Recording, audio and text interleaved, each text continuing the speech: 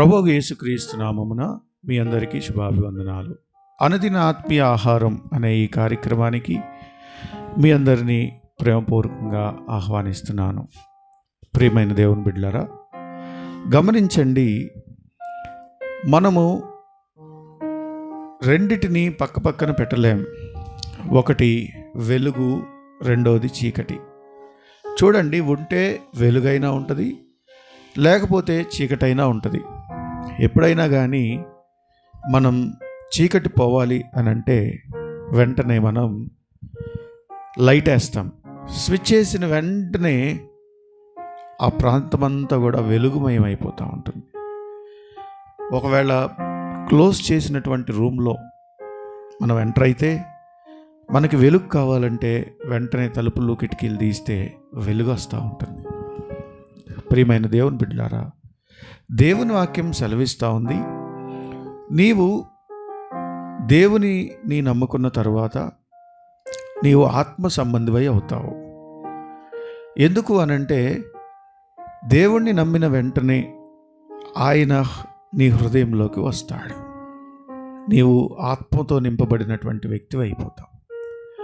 కానీ సాతానుడు నిన్ను దేవుని దగ్గర నుంచి దూరం చేయటానికి పలుమార్లు ప్రయత్నం చేస్తాడు. ఆలోచనలను గలిబిలి చేస్తాడు. ఇది సాతాను యొక్క కుతంత్రం. దేవుడు నిన్ను పరిశుద్ధతలో నడిపించాలని ఆశపడతా ఉంటే సాతానుడు ఎలాగైనా పరిశుద్ధతలో నుంచి నిన్ను పక్కకు తీసుకొని వచ్చి నిన్ను అపవిత్రుణ్ణి చేయాలని ప్రయత్నం చేస్తూ ఉంటాడు. కానీ దేవుడు నీకే ఆ అవకాశం ఇచ్చాడు. నీవు పరిశుద్ధుడిగా ఉండాలా, పరిశుద్ధత లేకుండా ఉండాలా అనేది నీ చేతిలోనే ఉంది. దేవుని వాక్యంను విన్నప్పుడు, దేవునితో కలిసి నడుస్తున్నప్పుడు, దేవుని మాటని హృదయంలో పనిచేసినప్పుడు నువ్వు పశ్చాత్తాపడతావు. సాతానుడు ప్రేరేపించినప్పుడు దేవుని మార్గంలో నుంచి పక్కకు వెళ్ళిపోతావు. ఏది రైటో, ఏది రాంగో, ఏది వెలుగో, ఏది చీకటో, ఏది తప్పో, ఏది ఒప్పో గ్రహించేటువంటి జ్ఞానాన్ని దేవుడు నీకు ఇచ్చాడు. నీవు ఒప్పుకుంటేనే నీవు పాపంలో పడటానికి అవకాశం ఉంటుంది. బలవంతంగా నువ్వు ఒప్పుకోకుండా సాతానుడేమి నీ చేత పాపం చేయించడు. కాబట్టి ప్రియమైన దేవుని బిడ్డలారా, మీరు దేవుని దృష్టిలో ఆత్మ సంపూర్ణులై ఉండాలని కోరుకుంటున్నాడు. ఎప్పుడైతే ఆత్మపూర్ణులుగా ఉంటామో సాతానుడు మనల్ని ప్రక్కకు తీసుకొచ్చినప్పుడు మనం శరీర సంబంధులం అయిపోతాం. ఒకప్పుడు దేవుణ్ణి ఎరగనప్పుడు మనందరం శరీరానుసారులం, కానీ దేవుణ్ణి ఎరిగిన తర్వాత ఆత్మ సంబంధులుగా మనం తీర్చబడ్డాం. కానీ మరలా సాతానుడు మనల్ని ప్రేరేపించినప్పుడు మనం లొంగిపోయామా, మరలా మనం శరీర సంబంధులుగా అయిపోతూ ఉంటాం.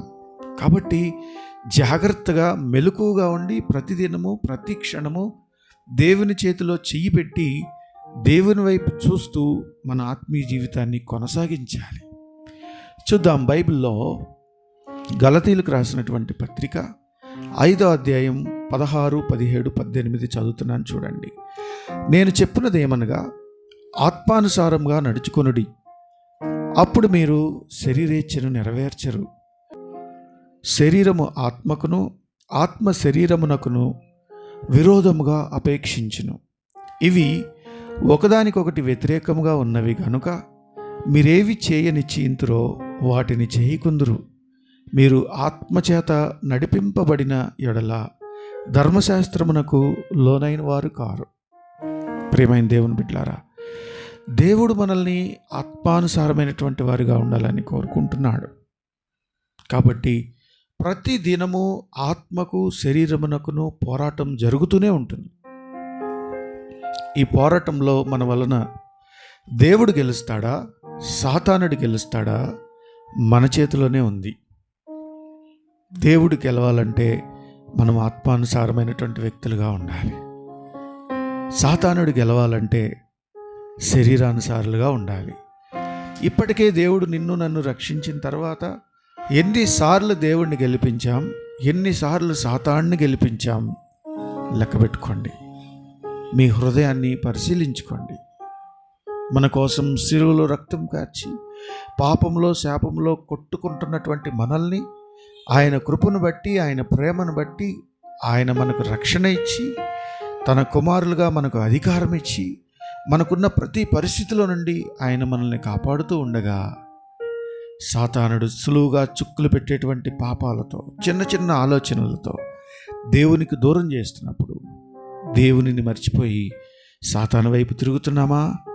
ఎక్కడో పెద్ద నష్టం వచ్చేంతవరకు దేవుని వైపు తిరగకుండా ఉన్నామా?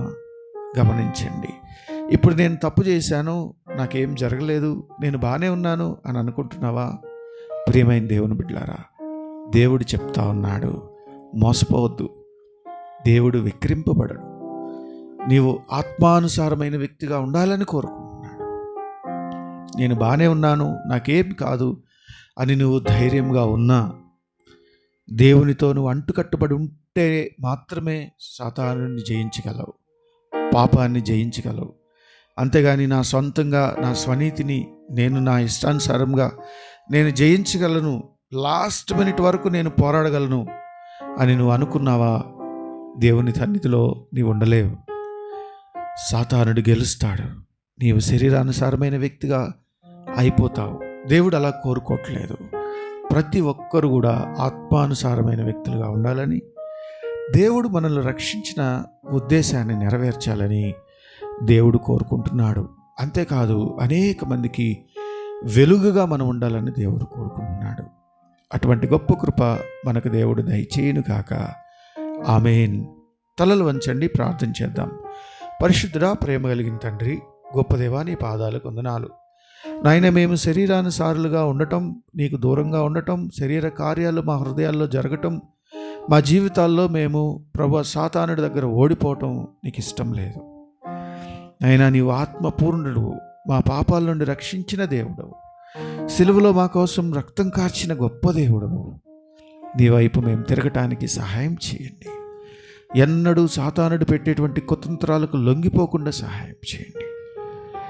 నీ బిడ్డలందరితో మీరు తోడుగా ఉండండి. ఎవరైతే ఈ వాక్యం వింటున్నారో వారందరినీ ఆత్మానుసారమైనటువంటి వారుగా ఉండటానికి సహాయం చేయండి. వారిలో నుండి జీవధారలు, ఆత్మ ఫలాలు రావడానికి సహాయం చేయండి. నీకే స్తుతి, ఘనత, మహిమ చెల్లిస్తూ యేసయ్య పరిశుద్ధ నామమున ప్రార్థన చేసి వేడుకొంటున్నాం తండ్రి. ఆమేన్. ఇప్పుడు మన తండ్రి అయిన దేవుని ప్రేమ, కుమారుని సహవాసము, పరిశుద్ధాత్మ తోడు సదాకాలం మనకు తోడుగా ఉండి నడిపించి ప్రతి ఒక్కరిని ఆత్మపూర్ణులుగా ఉండుటకు దేవుడు మనకు సహాయం చేయునుగాక. ఆమేన్.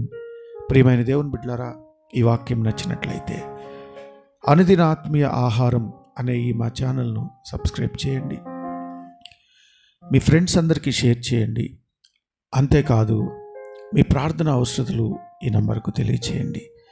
మేమందరం మీకోసం ప్రార్థన చేస్తాం. ప్రియమైన దేవుని బిడ్డలారా, ఆత్మానుసారంగా ప్రతి దినము ప్రాక్టీస్ చేయాలి.